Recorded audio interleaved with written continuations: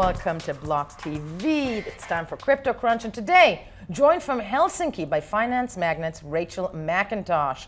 And Rachel, of course, you send us your highlighted top stories of the week, and we're going to go through them. The thing is, I really love the first one. North Korea stole $2 billion in crypto and fiat to fund weapons program. Please, tell me all about this. Yeah, I really love this one too. So basically, these quote unquote independent experts, as reported by Reuters, submitted research that they had done to the UN Security Council on North Korea's Sanctions Committee. And basically what they found is that over the course of the last several years, North Korean hackers funded by the North Korean government under the Reconnaissance General Bureau have stolen $2 billion in cryptocurrency and fiat from cryptocurrency exchanges, including CoinCheck. If you remember that hack that happened at the beginning of January 2018, as well as Upbit, which is another South Korean exchange that has also suffered.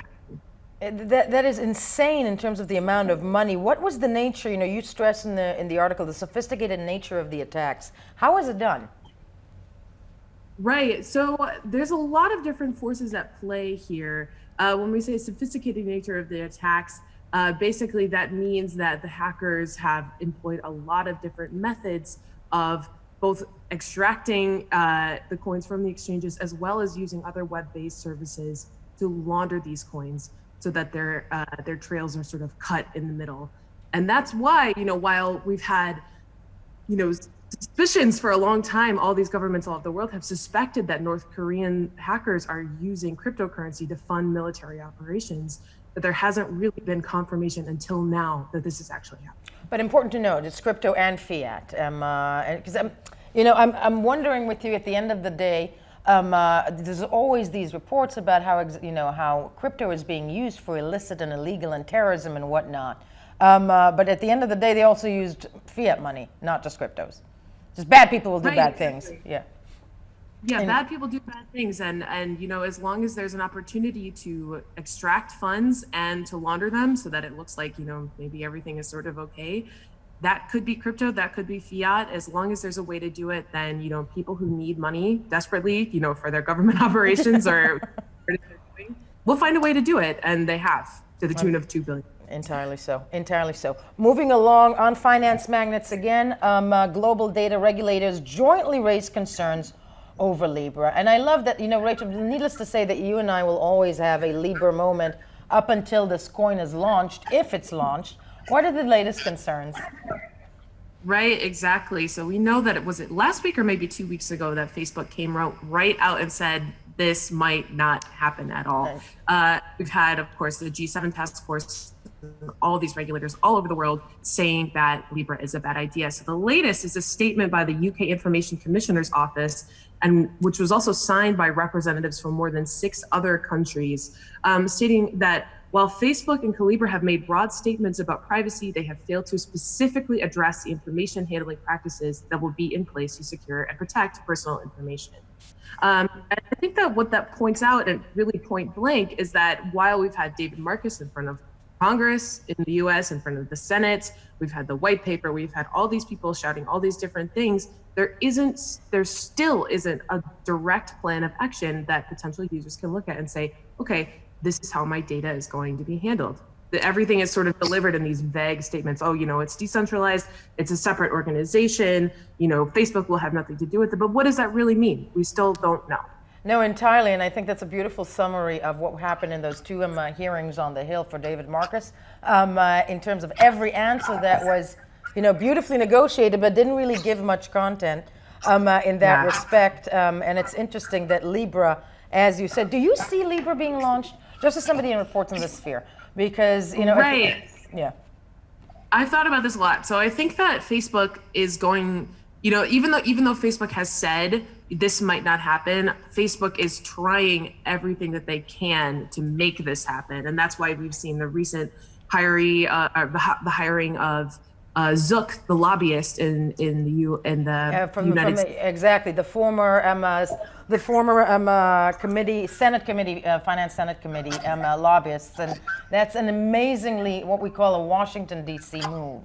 on behalf of a corporation entirely. So, yeah. Yeah, absolutely. So I think that, regulators are obviously making this very difficult for Facebook. It's become obvious a little bit more to the general public that Facebook has not crossed all of its T's and dotted all of its I's when it comes to how this is actually going to operate.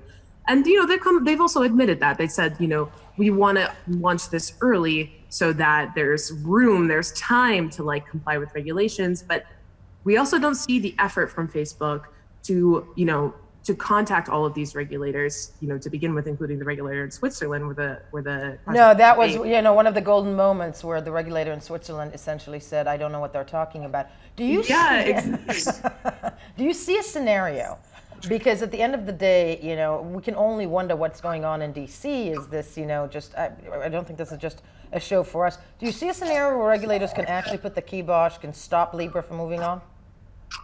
Absolutely. I mean, well, maybe to a degree. So already we've seen that Libra is not going to be able to launch in India, which is, originally one of the project's biggest reported markets. Yep. Right. And, it's a little bit different in somewhere like the United States, because the United States has more lax laws around cryptocurrency in general. And if Libra is indeed, more or less just another cryptocurrency, they can't totally stop it, because then they'd also have to outlaw things like Bitcoin. And no, exactly. But they and I'm wondering, though, I don't see Mark Zuckerberg doing something without a stamp of of regulators. I don't think he can afford it. But again, both you and I are theorizing at this point. Okay, moving along to the third one. Fascinating stuff on Libra. But moving along to Walmart files a patent for Libra-like stablecoin. Watch out. And I'm wondering what's going to happen first, because on theoretical speaking, so to speak, we can argue, you and I, that maybe Libra announced so quickly because they're scared of the gram that's due to come out at the end of October. But, watch out behind you, Walmart, right? Right, exactly. So Walmart has, nothing big has happened yet other than the filing of this patent. And the project is, according to the patent, targeting a similar market. It says, quote, low-income households that find banking expensive may find an alternative in digital currency to handle wealth at any institution that can supply the majority of their day-to-day financial and product needs. So basically, Walmart is perhaps thinking about launching something like Libra that can be used by low-income families in the US, maybe elsewhere as well, to provide basic financial services. They're also going to provide a zero fee, if the patent gets created, a zero fee wallet platform, and the project will be pegged to the US dollar. Pegged to the US dollar. And right. And I think kind of similarly to Facebook, Walmart is one of those companies that has always had sort of a contradictory mission. So Facebook, on the one hand, is connecting people, opening people, to the world, and creating all these cross-cultural connections and all these things. But at the same time, is sort of making things more divisive by with these algorithms that provide certain information to certain groups of people and certain information to other groups of people, as well as the whole data privacy thing. That's a whole issue in it. Or selling your information to companies who who do election research. That too. Yeah. Right. Exactly. Yeah. And Walmart has also had a contradictory mission in the United States. Not quite the same, but on one hand, Walmart is, we're going to provide low cost goods and services. We're going to serve like good red-blooded American families. And on the other hand, Walmart moves into these small communities in the United States and essentially bankrupts all these small businesses and forces families, members of families to work at their company for much less pay. So, this could be this attempt to create this coin perhaps could be sort of symptomatic of or another example of this contradictory mission. And the contradictory mission, and I think it's genius, because I think we need to wonder. I mean, Walmart, though, let me ask you this: can constitute a very big mass adoption. Yeah, exactly. So even if Facebook, we've all seen the Cambridge Analytica scandal. We've all seen. People know that Facebook isn't to be trusted when it comes to data, but Walmart, we haven't heard anything in relation to Walmart and data. So at least, if this project would go forward, Walmart could capitalize on the fact that Facebook is, at least on the surface, less trustworthy in terms of personal data than Walmart is. No, very, very, very true. And it's interesting. You know, I'm waiting now for the next in line. I'm waiting for Target to announce. But I know, right? Yeah, Target, Nike, all these companies. I mean, that's there are those who argue that that is actually the future. But it will be interesting to see now in this Libra chase, so to speak, be it the Gram, be it whatever Walmart is doing, who's going to come out of the gate first. Rachel McIntosh of Finance Magnates from Helsinki, joining us today from Helsinki. Thank you for this reportage of what is going on in the sphere. We're BLOCKTV. We'll be right back.